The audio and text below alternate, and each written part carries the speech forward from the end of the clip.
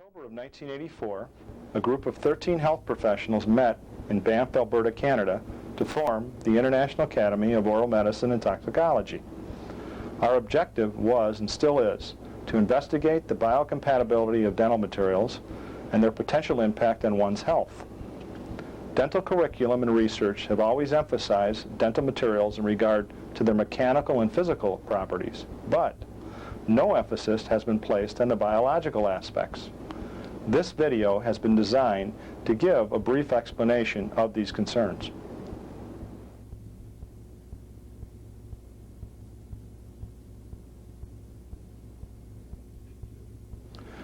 Dr. Murray Vimy, a private practitioner from Calgary, Alberta, Canada, who is also an associate clinical professor at the University of Calgary School of Medicine.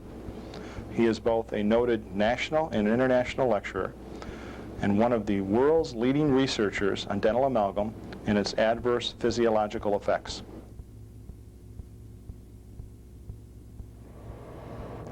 I've been asked to give a brief synopsis of the dental amalgam issue, the silver fillings that dentists routinely use in your teeth. I think the best expose on this particular topic was done by 60 Minutes in December of 1990, where they examined both the scientific information available at that time and reviewed some case studies of people in the United States and Canada. It's been used for 150 years in dentistry and has been thought to be very safe. No research was available to determine whether it was or whether it wasn't, but everyone knows that the filling contains 50% mercury, a very toxic material, more toxic than lead, more toxic than arsenic.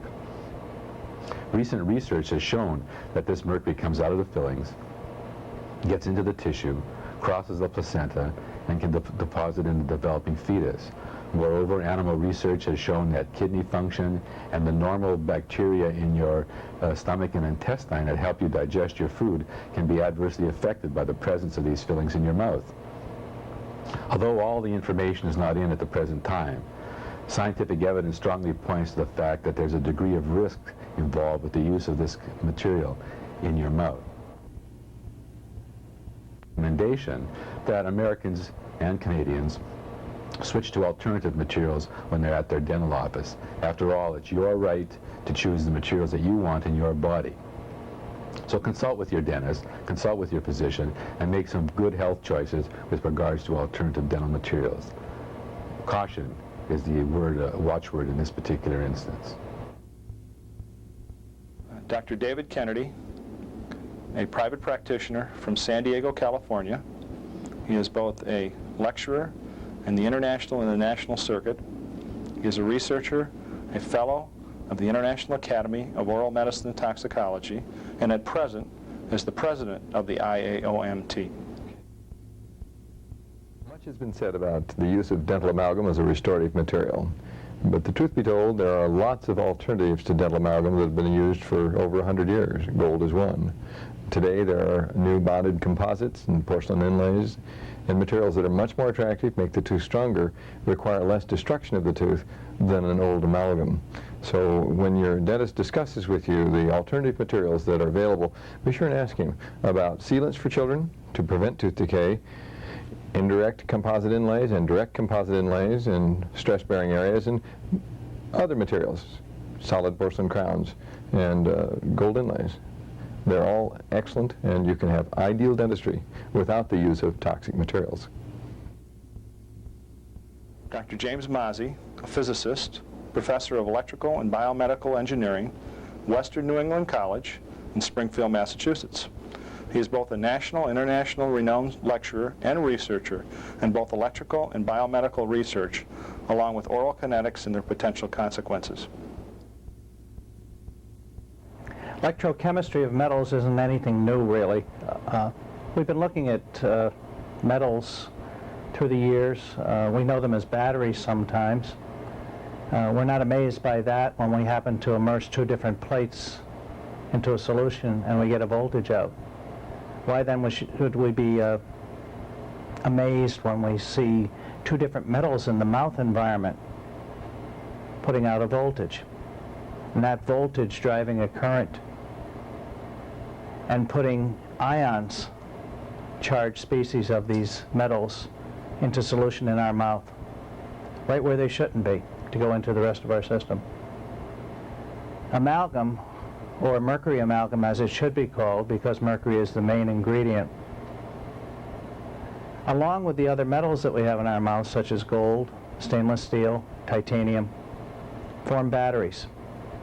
In the case of gold and titanium, they form batteries in which the mercury is put into solution.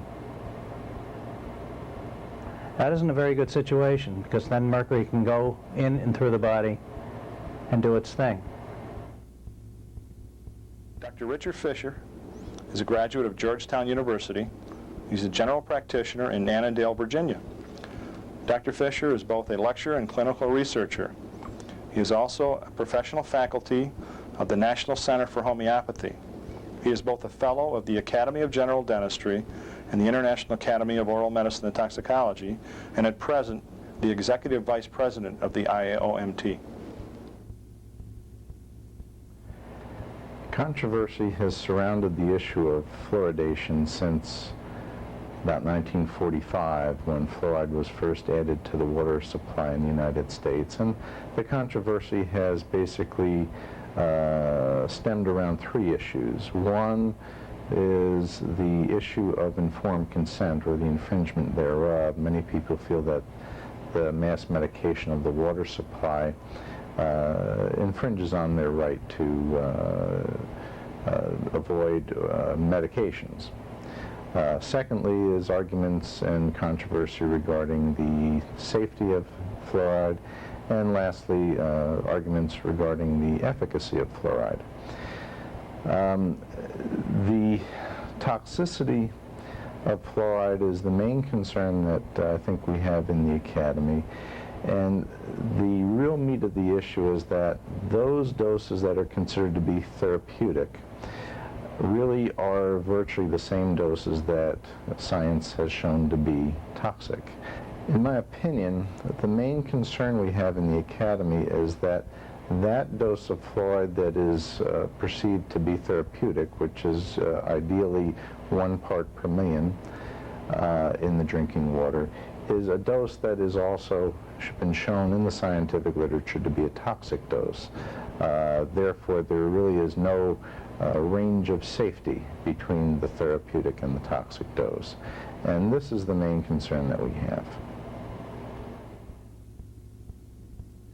Dr. Paul Rubin, a general practitioner from Seattle, Washington, a fellow of the International Academy of Oral Medicine and Toxicology, past president of the Washington Society of Preventive Dentistry, and a lecturer and researcher, and at present a board member of the IAOMT. In our concern about mercury amalgam and its effect on human health, we must also consider where else does mercury go that's used in dentistry. There's a significant amount of mercury that enters the environment, and mercury is a known environmental toxin. Mercury is consumed when amalgam is made and inserted as fillings.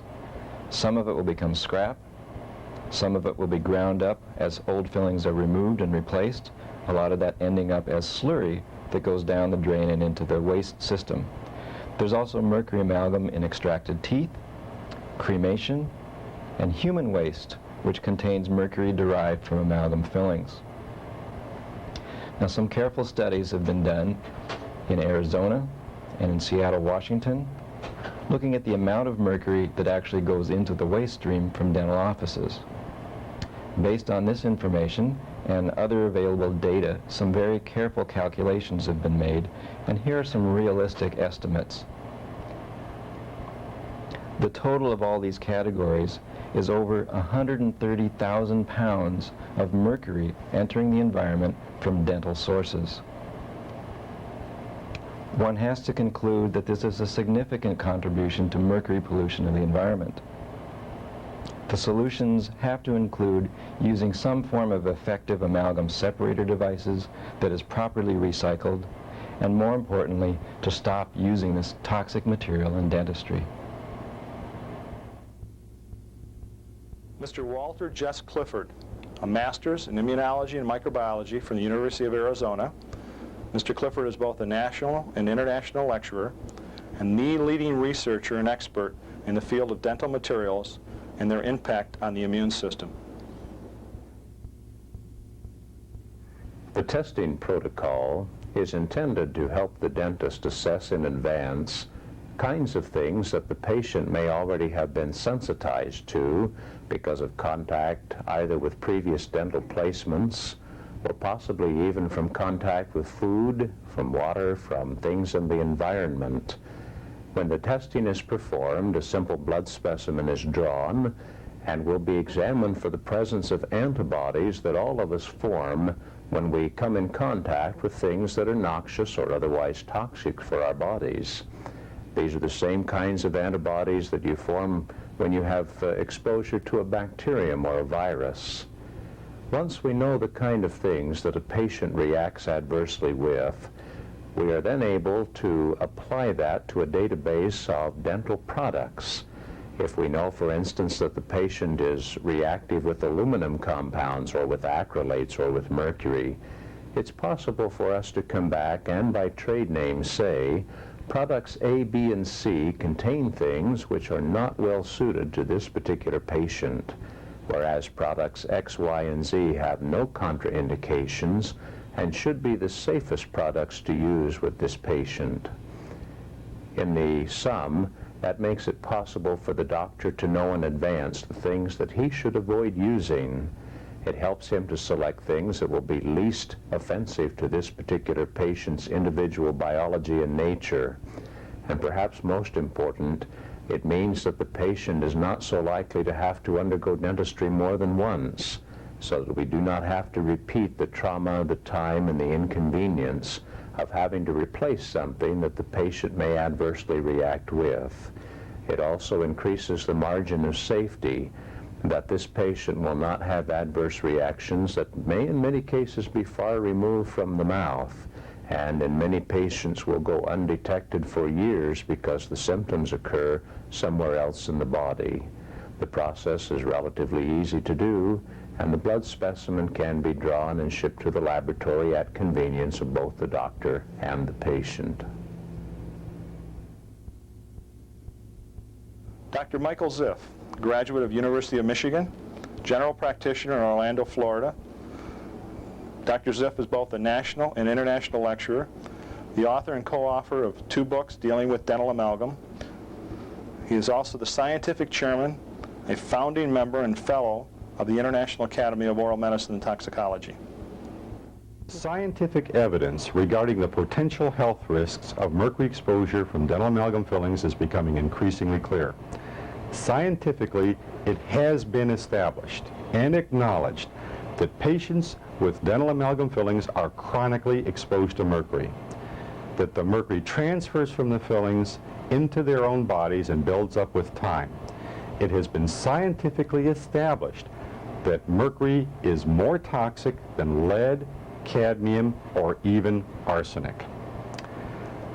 Mercury toxicology experts for the World Health Organization and for the United States Environmental Protection Agency have determined that no amount of exposure to mercury can be considered totally harmless. These scientifically determined facts raise questions about the use of dental amalgam. Unfortunately, most people believe that the use of dental amalgam has official authority. However, that is a misconception. Neither the American Dental Association nor the Food and Drug Administration have evaluated and certified the use of dental amalgam. Both of these organizations have put in writing that the responsibility for the use of amalgam rests not with them, but with a private practicing dentist. These misconceptions about the legalities of the use of amalgam raise some interesting questions. Patients have been denied the right to the information that they are entitled to in evaluating whether or not they want dental amalgam fillings in their mouth and the chronic exposure to mercury that results from that.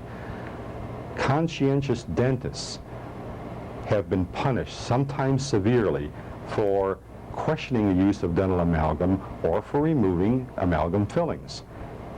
It is possible that because amalgam has never been certified by the Food and Drug Administration, that these punishments are illegal.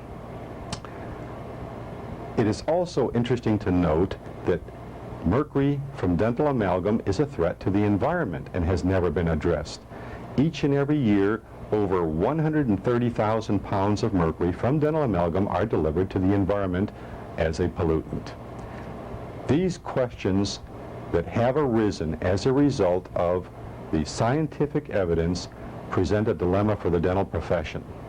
Hopefully, the dental profession will take steps to correct this situation before others step in to force the profession to do so. Dr. Philip Sukel, graduate, University of Illinois, general practitioner in Arlington Heights, Illinois. He's a lecturer, a clinical researcher, the past president and fellow of the International Academy of Oral Medicine and Toxicology, and presently chairman of the Standards of Care Committee of the IAOMT.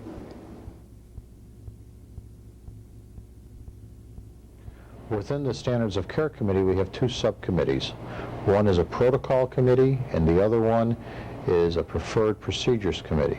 The protocol committee relies solely on the scientific literature, which must be well documented.